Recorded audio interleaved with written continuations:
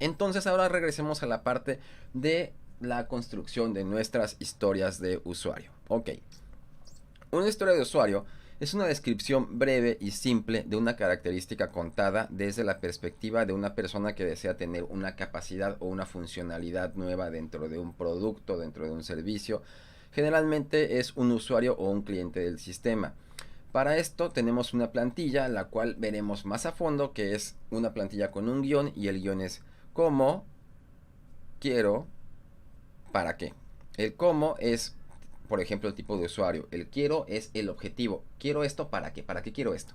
Y el para es cualquier motivo, es un motivo de valor. Es quiero esto para que me va a representar valor real y tangible para el negocio.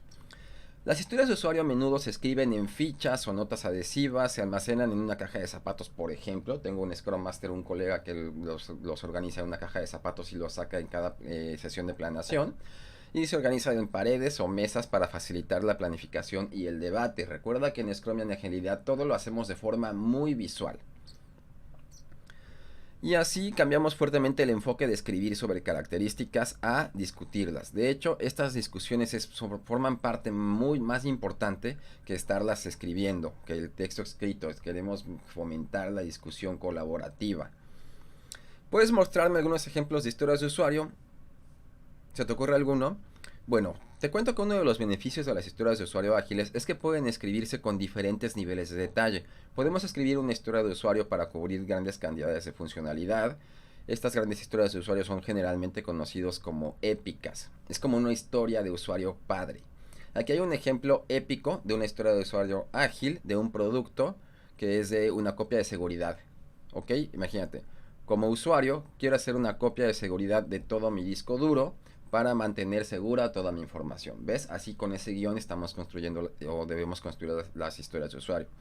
Debido a que una épica es generalmente demasiado grande para que un equipo ágil la complete en un sprint o en una iteración, se divide en múltiples historias de usuario más pequeñas antes de trabajarla.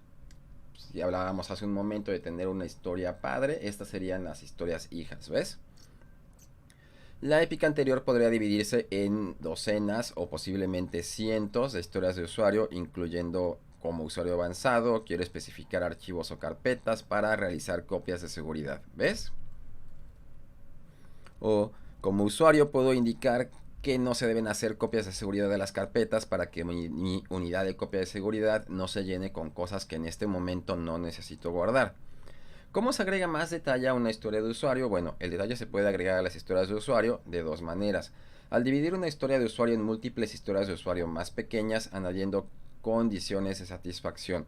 Las condiciones de satisfacción es simplemente una prueba de aceptación a alto nivel, no muy descriptiva, es a muy alto nivel, que se cumplirá una vez que se complete la historia de usuario. Considera lo siguiente como otro ejemplo ágil de una historia de usuario. Como vicepresidente de marketing, quiero seleccionar una temporada de vacaciones que se usará al revisar el rendimiento de las campañas publicitarias pasadas para poder identificar lo que es rentable. Yo como quiero para.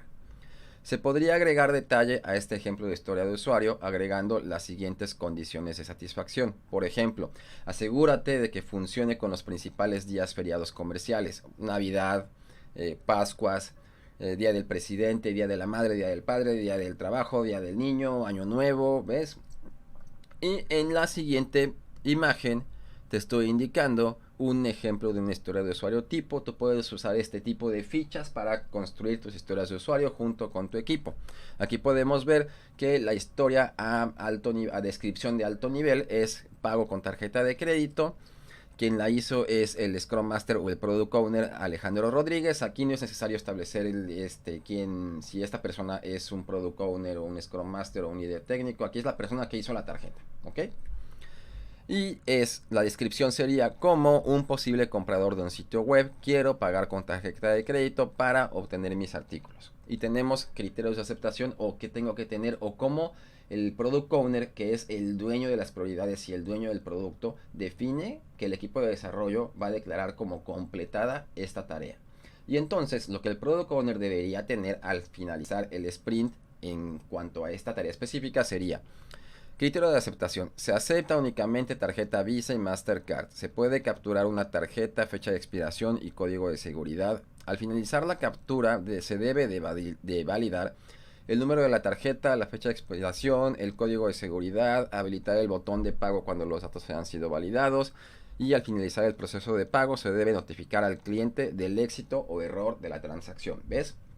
Eso es un criterio de aceptación o un definition of done. Ahora, si vemos en la siguiente imagen, por ejemplo, cómo se descomponen las épicas. La épica, en el ejemplo anterior, viene siendo todo el proceso de compras. Y un feature o una funcionalidad viene siendo todo lo que debe tener ese carrito de compras si estoy comprando algo en línea, como por ejemplo comprar en Amazon, ¿ves? Y luego la historia de usuario es agregar artículos, agregar servicios adicionales, tener un resumen de compra dentro de la funcionalidad. Cada una de estas cosas que te acabo de mencionar sería una historia de usuario distinta, ¿ves? Entonces, agregar artículos sería una historia de usuario. Agregar servicios adicionales sería otra historia de usuario. Adicionar mi resumen de compra, o que yo pueda ver mi resumen de compra como comprador, sería otra historia de usuario. Y cada una de estas historias de usuario, como podemos ver en la imagen, se descomponen en múltiples tareas. Y así es como usamos las historias de usuario para llevar a cabo nuestra planeación, y son las historias de usuario las que vamos a estarle dando rastreo y chequeo durante todo el proceso de nuestro sprint. Recuerda, muy importante, tu sprint puede ser de 2 semanas o puede ser de un mes, pero muy importante, si ya has definido al principio de tu planeación, si ya definiste y el principio de tu planeación es el sprint 0, y de esto hablaremos mucho más a detalle más adelante. Si tú en un principio has definido que tus sprints van a durar 2 semanas, siempre, siempre, siempre, sí o sí tienen que durar 2 semanas. ¿A qué me refiero? No puedes decir, en este sprint nuestro sprint va a durar 2 semanas, el siguiente sprint va a durar 4 semanas, el siguiente sprint va a durar 3 semanas. Tus sprints siempre deben tener la misma duración y siempre debes de llevar a cabo todas tus ceremonias. ¿Ok? Bueno, eso es todo por esta ocasión. Me despido. La siguiente clase vamos a ver casos prácticos. Saludos.